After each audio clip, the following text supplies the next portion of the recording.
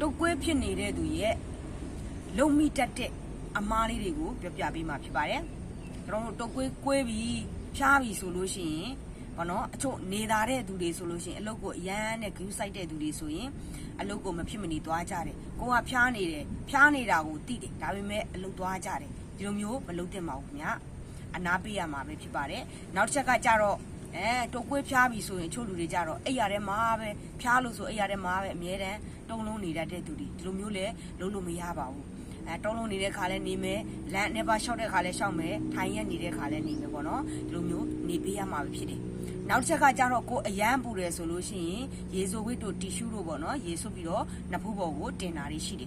အဲ့လိုမျိုးလေပေါ့နော်လောက်ရတာတိတ်ပြီးတော့အဆင်မပြေပါဘူးအမတကယ်လုပ်ပေးရမှာကြတော့ရင်ဘတ်တိုက်ပေးမယ်ဆိုလို့ရှိရင်ကျွန်တော်တို့ဒီပခုံးဒီဘက်ဒီပေါ့နော် lemon ဒီဘက်နှစ်ဖက်ဂျိုင်းကြားနဲ့ပေါင်ကြားတွေကိုဒါရင်ဘတ်တိုက်ပေးဖို့လိုပါတယ်ခင်ဗျနောက်တစ်ချက်ကကြတော့ပေါ့နော်အဖျားပြီဆိုလို့ရှိရင်အစာမစားတော့တာဒီလိုမျိုးလဲလုံးလို့မရပါဘူးကိုအစာပြော့ပြော့နဲ့ကိုစားတဲ့နဲ့ပေါ့နော်အာဟာရမြတ်တဲ့အစာတွေကိုစားပေးရမှာပဲဖြစ်ပါတယ်နောက်တစ်ချက်ကကြတော့ကျွန်တော်တို့ပေါ့နော်အဝတ်တွေကိုအရန်ကြီးထူထူကြီးတွေဝတ်ထားတာဒီလိုမျိုးလဲလုံးလို့မရပါဘူးခင်ဗျဒီလိုချက်တွေဟာဆိုလို့ရှိရင်များသောအားဖြင့်မှားတတ်တဲ့အရာတွေပဲဖြစ်ပါတယ်ခင်ဗျ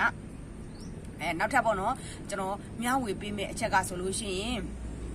တုတ်ကွေးယောဂါကပေါ့နော်ယာတီပြောင်းဥရုပြောင်းမှာဖြစ်တတ်တဲ့အတွက်ကြောင့်မလို့ဘယ်လိုမျိုးလက္ခဏာတွေကတုတ်ကွေးကိုဖြစ်စေနိုင်တာလဲဆက်လက်ပြီးတော့မျှဝေပေးမှာပဲဖြစ်ပါတယ်လို့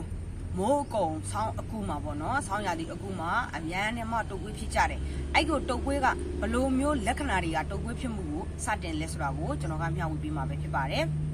ကျွန်တော်ရဲ့ကောင်လေးကကြတော့ကြားမရေးနဲ့ပတ်သက်တဲ့ဘူးတုဒ္ဒတွေကိုကိုတီးသမျှလေ့လာထားသမျှပေါ့နော်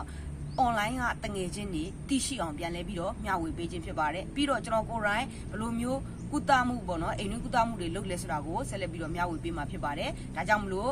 ့ကျွန်တော်ရဲ့ဗီဒီယိုလေးကို like and share လေးလုပ်ပေးပါပေါင်းလေးနဲ့ follow လေးပေးပြီးလို့ရှိရင်ဒီဘဲလေးနေပေးပါခင်ဗျအများသူငါတွေသိအောင်လဲ share ပေးသွားပါခင်ဗျတို့တုတ်ကွေးဖြစ်တဲ့လက္ခဏာတွေကဘယ်လိုမျိုးဆိုတာကိုကျွန်တော်ကဆက်လက်ပြီးတော့မျှဝေပေးမှာဖြစ်ပါတယ်ကျွန်တော်တို့ခန္ဓာကိုယ်မှာဆိုရင်နှာစီးလာတယ်ချောင်းတွေဆိုးလာတယ်ပြီးလို့ရှိရင်ကိုယ်တွေပူးလာတယ်အော်အန်မှုတွေဖြစ်လာတယ်ကိုယ်လက်ကိုက်ခဲမှုတွေဖြစ်လာတယ်နှုံးလာတယ်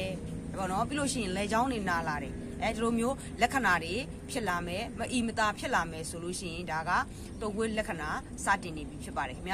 ဒီခါမှာကျွန်တော်တို့အိမ်တွင်းသုံးနည်းလမ်းတွေကိုဘယ်လိုမျိုးအသုံးပြုရမလဲကျွန်တော်ကဆက်လက်ပြီးတော့မျှဝေပေးမှာဖြစ်ပါတယ်တို့တုတ်ကွေးဖြစ်လာပြီဆိုလို့ရှိရင်ဘယ်လိုမျိုးနေထိုင်စားသောက်သင့်တယ်လဲကျွန်တော်လုပ်ခဲ့တဲ့နည်းလမ်းလေးတိုင်းပြန်လည်ပြီးတော့မျှဝေပေးမှာဖြစ်ပါတယ်ကျွန်တော်တို့ကိုပူလာပြီဆိုလို့ရှိရင်ရေများများတောက်ပေးဖို့လိုပါတယ်ရေများများတောက်တဲ့အခါမှာစီးနဲ့အတူပေါ့နော်အပူတွေကျသွားအောင်ပဲဖြစ်ပါတယ်နောက်တစ်ချက်ကကြတော့ကျွန်တော်တို့အိမ်ရေးဝဝအိမ်မယ်ဖုံးကိုလုံးဝမသုံးမဲနဲ့ရှောင်ကျင်မယ်ခင်ဗျနောက်တစ်ချက်ကကြတော့ကျွန်တော်တို့တွေအိမ်မှာပေါ့နော်အစားတောက်စားတဲ့အခါမှာဆိုလို့ရှိရင်ပေါ့နော်ထမင်းပူပူဟင်းပူပူစားမယ်ပြီးလို့ရှိရင်စွပ်ပြုတ်တွေပါတွေတောက်လို့ရတယ်ပေါ့နော်တောက်ပြီးလို့ရှိရင်ကျွန်တော်တို့နွေ့နွေ့ထွေးထွေးနေထိုင်ရမှာပဲဖြစ်တယ်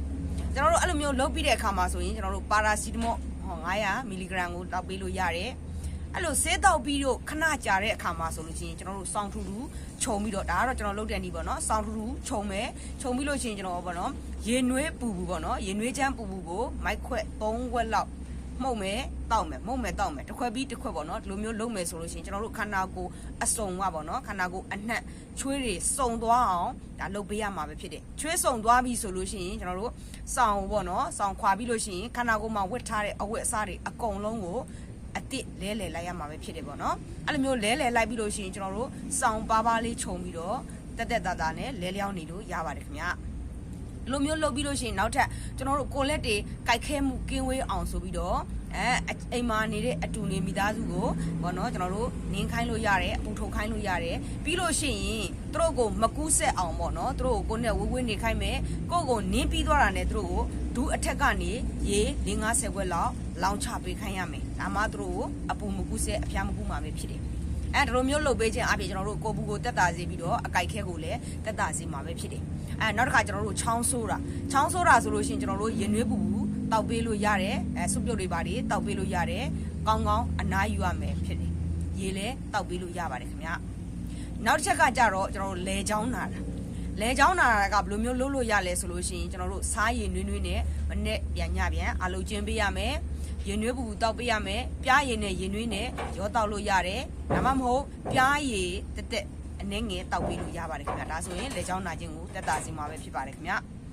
နောက်တစ်ချက်ကကြတော့ကျွန်တော်တို့ပေါ့နော်နုံးနေ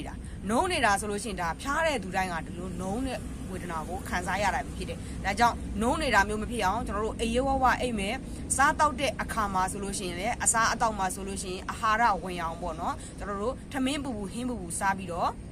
မနော်ချွေးထွက်အောင်လို့ရင်နွေးနဲ့တောက်ပေးရမှာပဲဖြစ်တယ်နောက်တစ်ချက်ကကြတော့ဟင်းစားတဲ့အခါမှာဆိုလို့ရှိရင်တီးလေးတွေအစုံထည့်ပြီးတော့ချင်းရည်ဟင်းချက်တောက်လို့ရပါတယ်ဒါကကြတော့အဖျားပေါ့နော်ပြတ်သွားတဲ့သူတောက်သုံးလို့ရပါတယ်ခင်ဗျာဒီလိုမျိုးအချက်တွေကိုလိုက်လုပ်မယ်ဆိုလို့ရှိရင်မိတ်ဆွေတို့အနေနဲ့အိမ်တွင်းကုထုံးအနေနဲ့တုပ်ကွေးယောဂဝေဒနာကိုတက်တာစီမှာပဲဖြစ်ပါတယ်ဒီယောဂမျိုးကကြတော့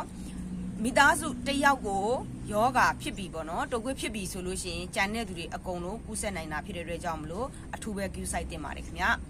တုပ်ကွေးယောဂဖြစ်လာပြီဆိုလို့ရှိရင်မှားတတ်တဲ့အမှားလေးတွေကိုဘဏ္ဍကတော့မျှဝေပေးခဲ့သလိုပါပဲမိတ်ဆွေတို့အနေနဲ့စောင်းတွေထူထူအရန်ကြီးထူထူတွေခြုံတာ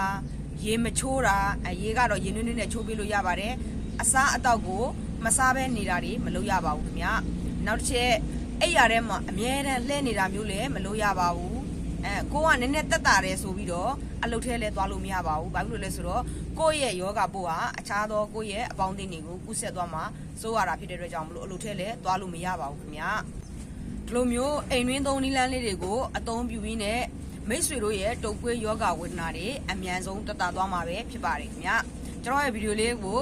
ကြည့်လို့ပေါ့နော်တခုခုရရှိသွားတယ်ဆိုလို့ရှိရင်အောက်မှာ comment လေးမဲ့လာပေးလို့ရပါတယ်အများသူငါတွေသိအောင်လဲ share သွားပေးလို့ရပါတယ်ခင်ဗျာအဲ့တော့ဗီဒီယိုလေးကိုဆုံးအောင်ကြည့်ရတဲ့အားလုံးကိုကျေးဇူးတင်ပါတယ်ခင်ဗျာကျမ်းမာရေးနဲ့ပတ်သက်တဲ့ဘူးတုဒတွေကိုနောက်ထပ်ထပ်မံပြီးတော့မျှဝေပေးမယ်ဗီဒီယိုလေးတွေမှာပြန်လည်ဆုံတွေ့ကြမယ်ခင်ဗျာအားလုံးကိုကျေးဇူးတင်ပါတယ်ခင်ဗျာ